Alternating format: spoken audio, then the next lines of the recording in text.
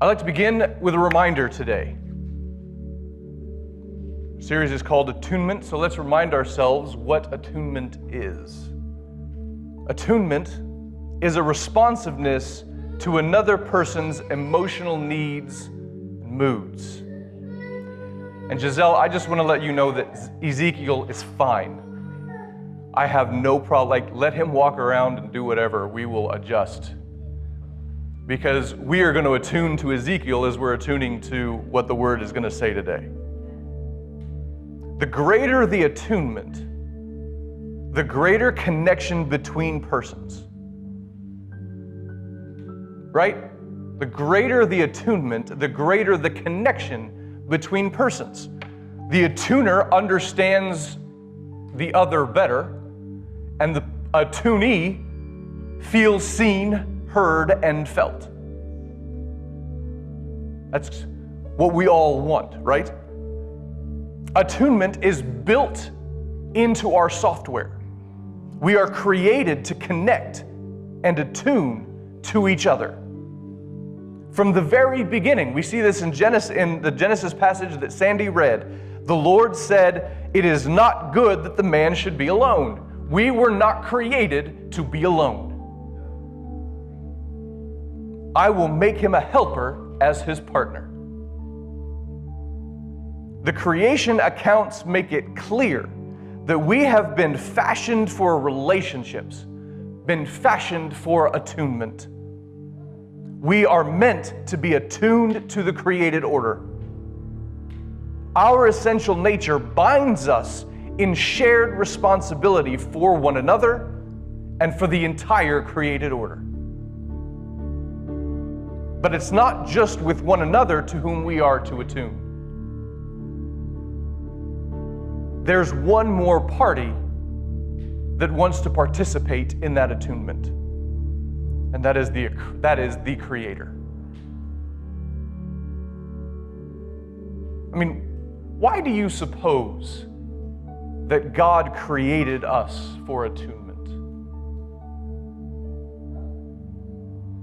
He could have very well created us for solitude. So why do you think He created us for attunement? Especially when He starts out in Genesis 2, that creation order, He starts out with just Adam. He could have created Adam for it to be good that Adam were alone. And yet God didn't. Evidently, God desires community, companionship.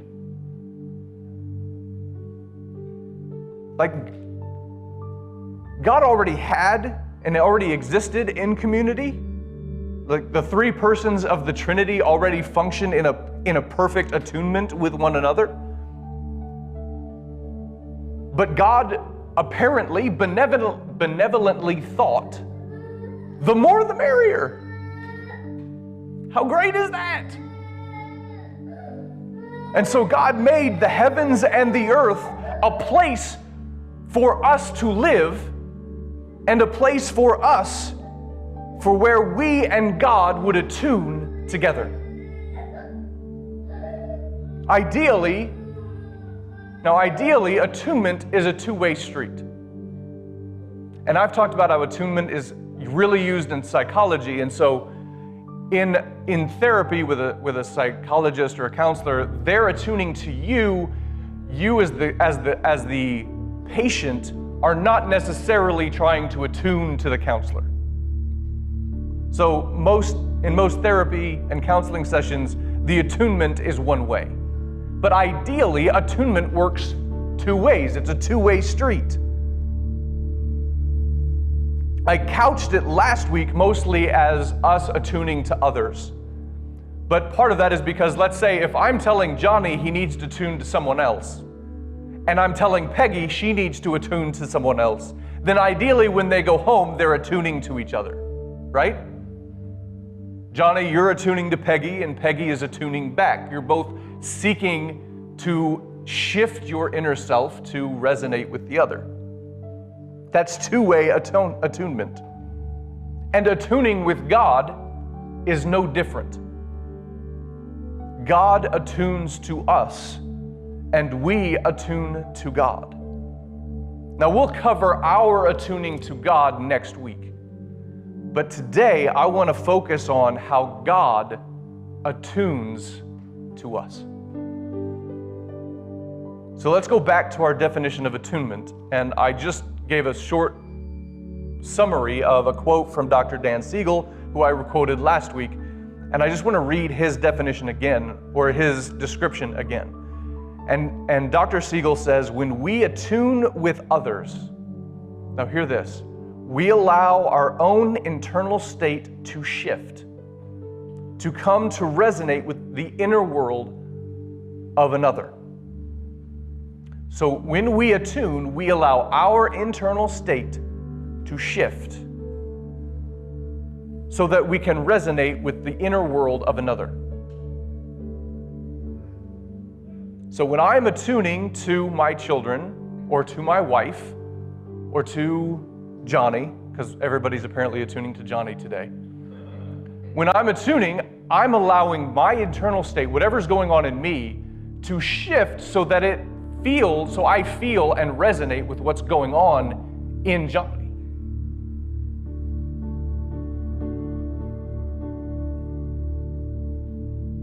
And that creates for me a bit of a conundrum when talking about how does God attune to us. And it really would have created one in me about 15 years ago when I was in college and studying all this stuff. Because my conundrum was that how can the God of classical theology, the God who is immutable, which is the $100 seminary word for saying that he is unchanging, cannot be modified. The God who is impassible, which is another $100 seminary word which means that God doesn't experience emotions, pain, or pleasure, that he is unable to be affected by created things. He's too other than us. He's too transcendent for such things. How could this God allow his internal state to shift, to resonate with my inner world? And the truth is that I have come to realize is that God can't. That God can't attune to me. Here's the good news. That is not the God of the Bible. How I thought about God could kind of fall on this spectrum. And on one side, you have what I would call the gods of Greek mythology. And on the other side, you have the God of classical theology or classical deism. Now, the Greek mythology gods, we'll put those over here.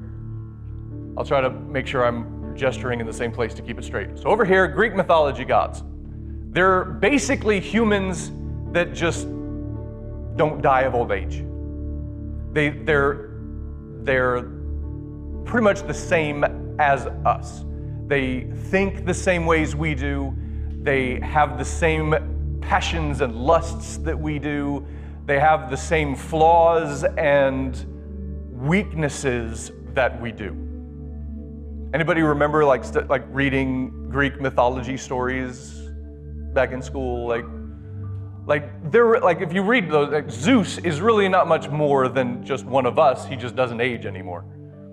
I'm reminded of, there's a scene in Groundhog Day, the movie Groundhog Day with Bill Murray, which is a really terrific movie, endlessly quotable. But there's a point where Bill Murray's been stuck in this time loop for a really long time and has even tried to kill himself to get out, but every day he wakes up at 6 o'clock in the morning. And on Groundhog Day, in case you haven't seen the movie, that's why the name. And he's stuck in this time loop, and he finally comes to some kind of term with it, and he actually tells somebody, I'm a god. I'm not the God, at least I don't think. He said, maybe he's not either, but Maybe he's just been around for so long that he just knows everything. That's the God of Greek mythology. They've just been around for so long, that's how they're more wise than humans that come and go in an 80, 100-year span. The other side is this classical theism God that I've talked about, that's impassible and immutable and unchangeable. And this classical God is nothing like humanity. Completely different. He's unrelatable, unchangeable, unaffectable. He's completely unaffected by what happens down here.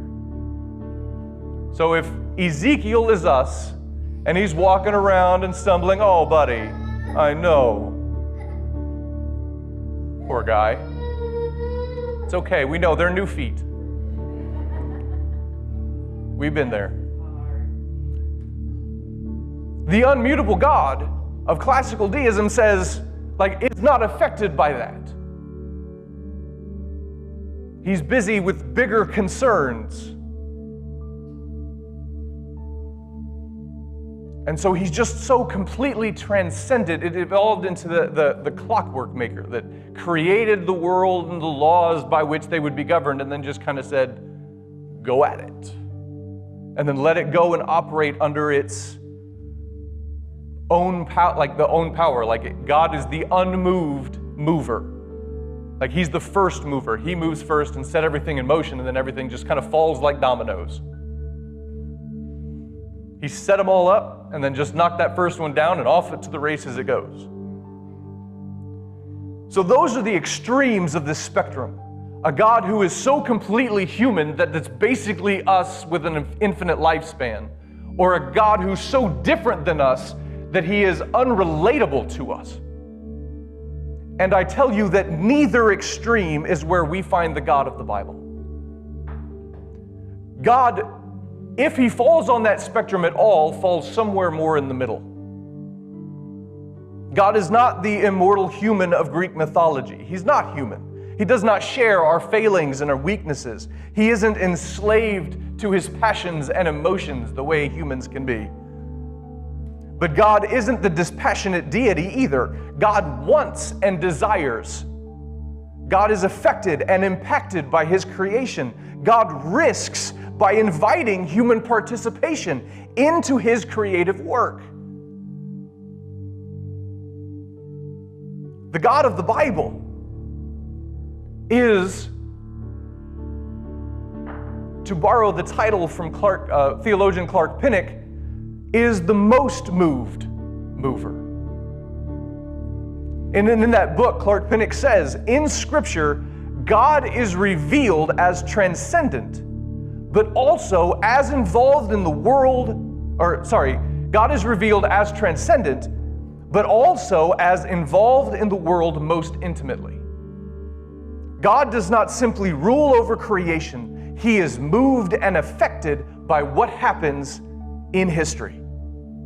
Creation marked the beginning of the passion of God, who decided to relate to the world intensely and let himself be affected by it. God wants to share in our history and participate in our life. He wants to communicate with us in as personal a way as possible. God shifts to resonate with us because he cares about us, because he cares about what we care about, because he cares about it more than we do. This is the God who attuned to Adam in the garden. He sees Adam, and notice he says it before Adam says anything. He is so attuned to the needs and the desires of Adam that he sees it and recognizes it maybe before Adam does, that says it's not good that man should be alone. And so he was moved to then rectify that situation. Notice God didn't do it right out of the gate. He creates Adam and then says, you know what? It's not good he's by himself. But then he doesn't also jump right into Eve either. What's he do? He parades all the other animals and all the other creatures that have been made and parades them by Adam, either to see for himself or to have Adam see if there is a one that would serve as a partner. And so every creature on earth and under the earth and over the earth and through the seas and whatever, they all parade by Adam, and he gives them all names. And the entire created order walks by Adam, and not one partner is found, much to the chagrin of the serpent, who I think really thought he could be the guy. And then when he's not, he creates all kinds of problems. But at this point anyway, there's no suitable partner. And so God responds and is moved and puts Adam to sleep, takes the rib, makes woman, and here is his partner. And incidentally, the word helper that's used here in the Hebrew is the same word that's later used almost like all the time, is used of how God is our helper. So there's no subordination here. It's not, I need woman to come along to be your sidekick or your personal assistant. You're supposed to be a helper that's on equal par, unless you want to say that when God is our helper, he's our sidekick. I didn't think so. That one's free, that's extra, I just threw that in there.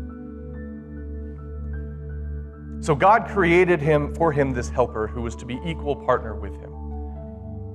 You can find God attuning to people throughout the Bible.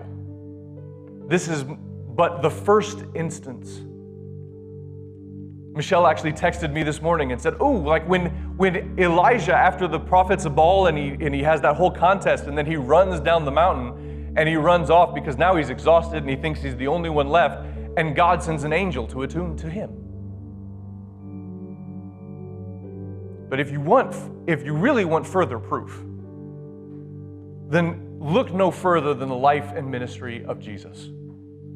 Because Jesus is the most complete revelation of God that we have. If we want to know what God is like, we look at Jesus, because God is just like Jesus. And Jesus even says so in the Gospel of John in the 14th chapter. The disciples actually ask him, Jesus, can we see the Father? And Jesus almost irritatingly, acting out of irritation, says, you guys, if you have seen me, you have seen the Father. Like, that's how interconnected Jesus and God are. So when you see Jesus, you see God. Jesus is the most accomplished attuner in history. Everywhere he goes, he attunes to the needs and moods of everybody he meets. It's once you know how to see it, once you know how to look for it, it's everywhere. I started going through I was going through to look for some examples to be able to put, and I do have some, and I'll give them to you in a minute, but I wanted to let you know, I would think of one, go to look for it, and as I'm looking for it, I'm seeing other stories, and I'm going, oh, there's one. Oh, that would work too. Oh, there's another one. So, I was gonna I found some representative, but they're literally, it's almost like you could open a gospel and just point, and you'd stumble on a place where Jesus is attuning to somebody.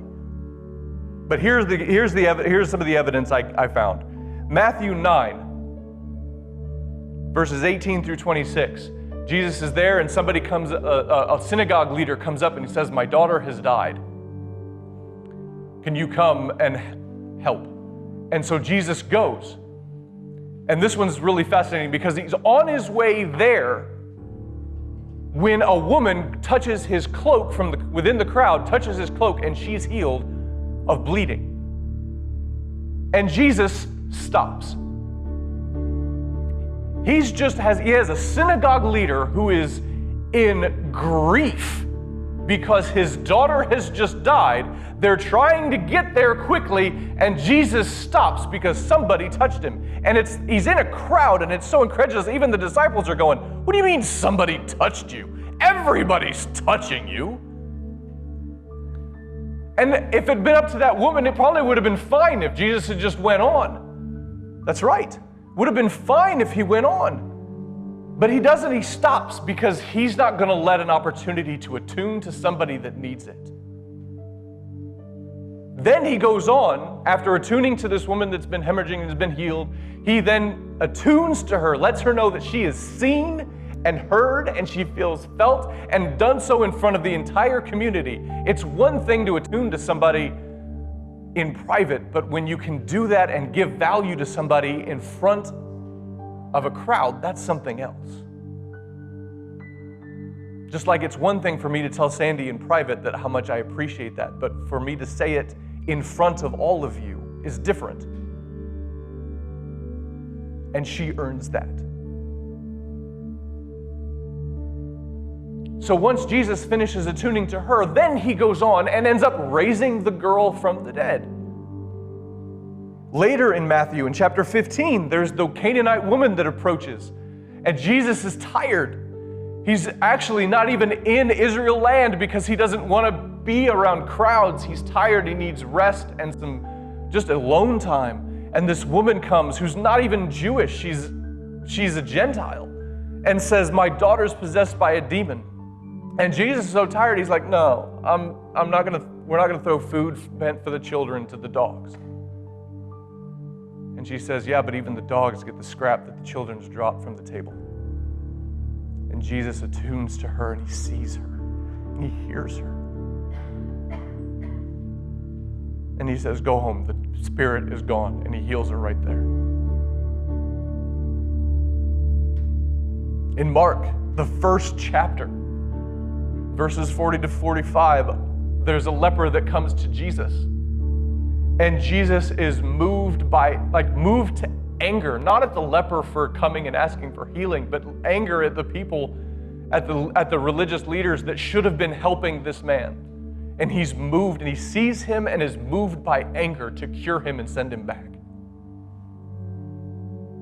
Put that one in your pocket. I got a whole sermon on that one that I'm chomping to, I'd like to deliver at some point.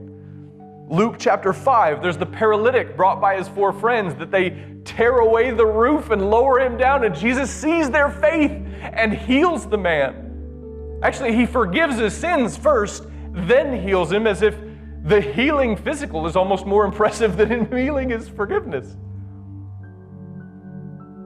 Even John chapter 4, the woman at the well has this conversation with a woman that she leaves, and she says, "He saw me, knew everything I'd ever done." Jesus, over and over and over, exhibits that God is a God who sees, not is just aware of what's going on, but sees and attunes to his creation and his world and his people.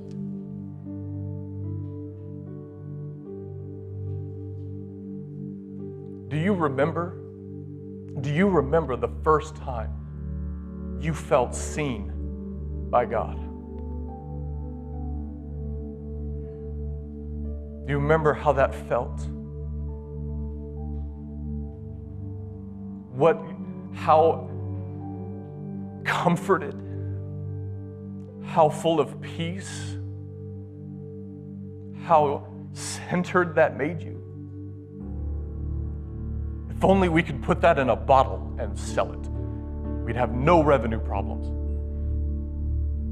Or just to have it on us, to be able, like when we're going through periods of struggle and doubt and self-doubt and insecurity, to pull that out and kind of dump it on us a little bit and just be like, "Oh yes, God sees me."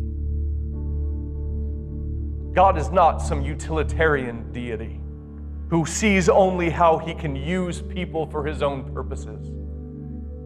I've actually been trying to remove, God use me from my vocabulary.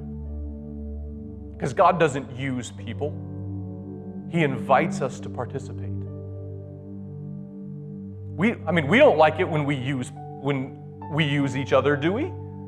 Anybody ever felt like, man, I'm so glad they used me? No, usually we're angry with them and we're like, man, I just feel so used. That's not a comforting feeling. That's not a positive expression. I feel used. God doesn't use people. He participates. God is a relational creator who wants a deep connection to us. A God who experiences joy, sorrow, pleasure, and pain, is moved, grieved, gladdened, or pleased by us, by our actions, and by events. Now here's the truth. The truth of this message, the truth of this word. Bury this deep inside you. God is attuning to you. Not to world leaders, not just to the rich and the powerful, not just to those that are up front and the celebrities, but God is attuning to you.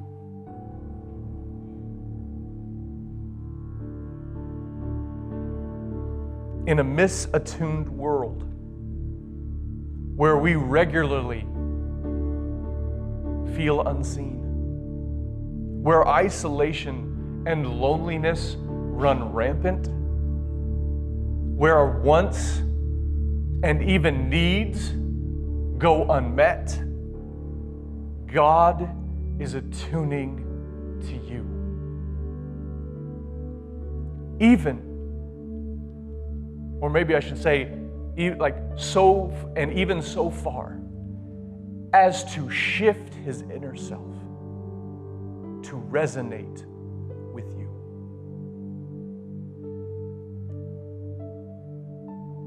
In the middle of all that chaos surrounding us, the out-of-control pandemic, the contentious election, the civil unrest, God is attuning to you, seeing and responding to your emotions, your moods, your needs, often through others, which is why it's so important that we learn to attune to each other.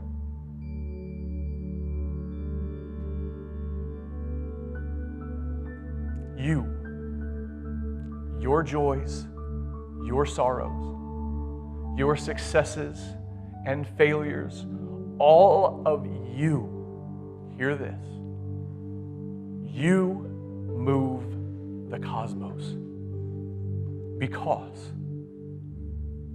you move the one who moves the cosmos. Thank you for being part of our online family. Don't forget to subscribe and click the bell so you get notifications for any future videos or content. And feel free to please share with a friend. You can also follow us on Facebook or Instagram. And if you feel so inclined and would like to donate and support our ministry, please click the donate button found in the description. Thank you and God bless you.